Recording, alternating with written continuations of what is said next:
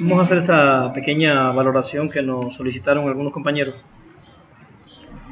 de una zona escolar de Oaxaca con la que estamos trabajando. La siguiente pregunta dirigirá el pequeño análisis que vamos a hacer. ¿Cuál es la postura que deberían tomar los educadores con respecto a la reforma educativa y al gobierno denominado de la Cuarta Transformación de Andrés Manuel? La postura de los educadores frente a la reforma y frente al gobierno debería ser la misma. Se ha convertido Andrés Manuel en el enemigo histórico de los maestros a partir de que ha avanzado una reforma que no es la reforma que se quería ni es lo suficientemente crítica o avanzada como para resolver los graves problemas educativos que se han acumulado en este país por siglos. ¿Qué hacemos? ¿Cómo analizamos esta situación? Vamos a referirnos a tres elementos fundamentales para analizar esta coyuntura histórica. Primero, la coyuntura histórica cambió. Derrotamos a los partidos tradicionalmente aliados del neoliberalismo y que en los últimos 30 años acabaron con este país. Literalmente. Destruyeron las posibilidades de México de salir adelante. Precarizaron la vida de la clase obrera hasta extremos inimaginables. O sea, la pérdida del valor de la moneda mexicana fue drástica en los últimos 12 años. Cambió la coyuntura, cambió el gobierno. Ahora en el gobierno está un partido y un movimiento cuya mayoría está constituida por el pueblo. Ahí hay maestros, campesinos, obreros, pero pueblo. Entonces los maestros tienen que saber que cuando disparan a Morena, cuando aniquilan a Morena, están aniquilando a una parte del pueblo que está en la misma trinchera que la parte. Hay que tener cuidado, no sea que terminemos asesinándonos por fuego amigo nosotros mismos. Por eso hay que tratar de adoptar una postura lo más objetiva posible. Objetiva posible. Eso es un primer elemento que quiero que consideremos, que el gobierno ya es otro y que este es un gobierno que fue puesto ahí por la clase explotada. Y evidentemente el conflicto entre explotados y explotadores se tensa porque al estar los explotados en el gobierno, las medidas directamente afectan los intereses de la clase oligarca. Hay quien va a decir que no, pero hay cosas que son innegables, son hechos. Se detuvo la construcción de un aeropuerto que era un desastre lo que se iba a producir. Eso es innegable. Se redujeron los salarios a los burócratas. Se elevó el salario mínimo de la clase explotada. No es lo que se quisiera, pero y ahí se crearon una serie de programas y se están creando programas de apoyo a los más desvalidos. Esas son medidas que no se pueden negar. Usted no puede cerrar los ojos y decir no. Entonces los maestros tienen que ser muy inteligentes porque toda esa gente que está siendo beneficiada por esas medidas, que se está agrupando alrededor de la idea de que el gobierno es el gobierno que queremos, se puede sentir al menos confundida, si no atacada, confundida por lo que está ocurriendo. Por eso yo a algunos amigos les decía, tenemos que estar claros de que es importante que los maestros se vayan a la movilización. Eso está por descontado. Esta reforma educativa neoliberal no la vamos a echar abajo si no nos vamos a la movilización.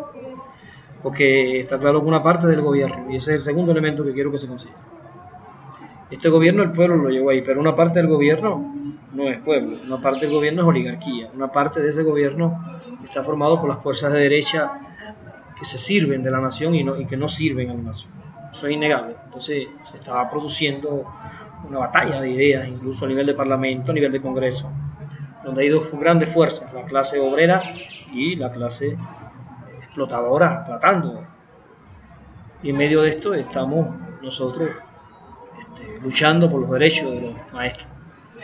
A mí me queda claro que los maestros en la calle con su contundencia, su fuerza y su unidad pueden hacer que el timón gire hacia la izquierda.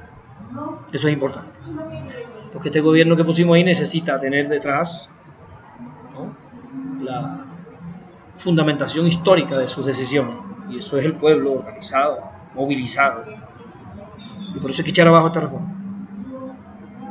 Entonces dije dos cosas: primero, el gobierno lo pusimos ahí; segundo, el otro elemento que hay que considerar es que ese gobierno no es monolítico, no es un gobierno monolítico que está al servicio de la clase explotada que lo puso ahí, no, es un gobierno diverso, una variopinta posiciones ideológicas en ese gobierno, y hay una batalla de ideas ahí, también en la calle, y por eso hay que considerar eso, porque a veces hablamos del gobierno como si fuera una única cosa, o hablamos incluso de los maestros como si fueran una única cosa. Dentro del grupo de los maestros también hay grupos, unos más conscientes, más organizados, y otros que van detrás, arrastrados, y otros que pelean por ciertos intereses que no son los más legítimos.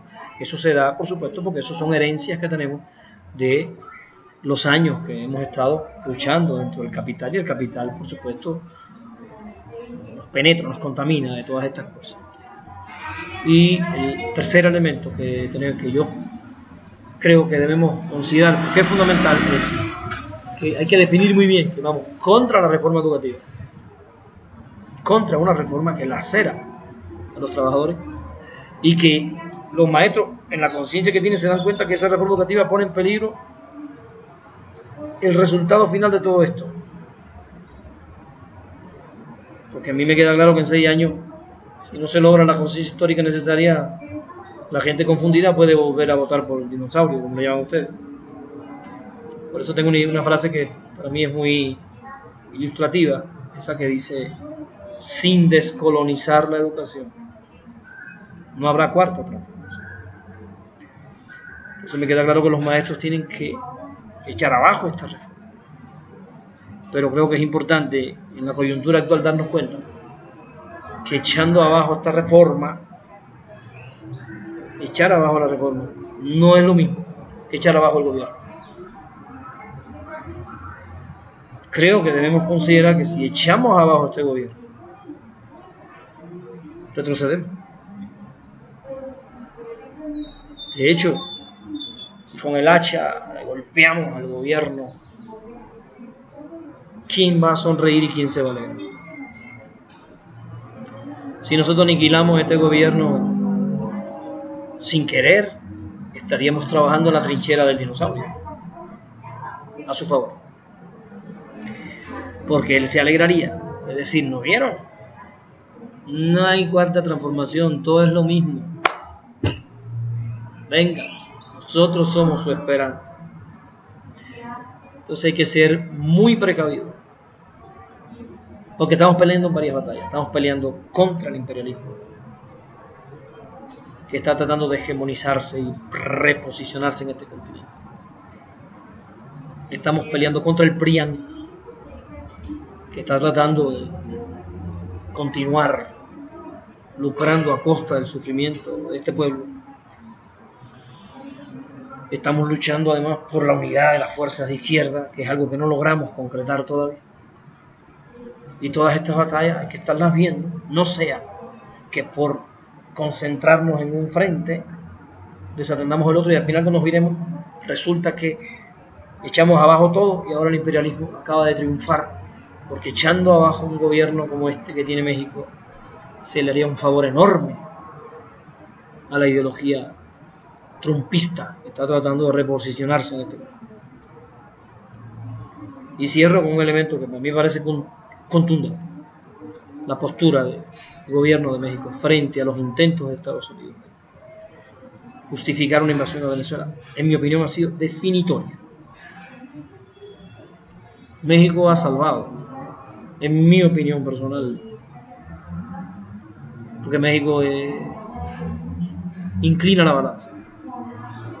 El peso de su economía, el tamaño del país, el poder de su cultura, la hegemonía de México en el Caribe, ¿no?, la posición geográfica, la riqueza, todo eso hace que no es lo mismo en el plano internacional la postura de Belice, de República Dominicana, que es la postura de México.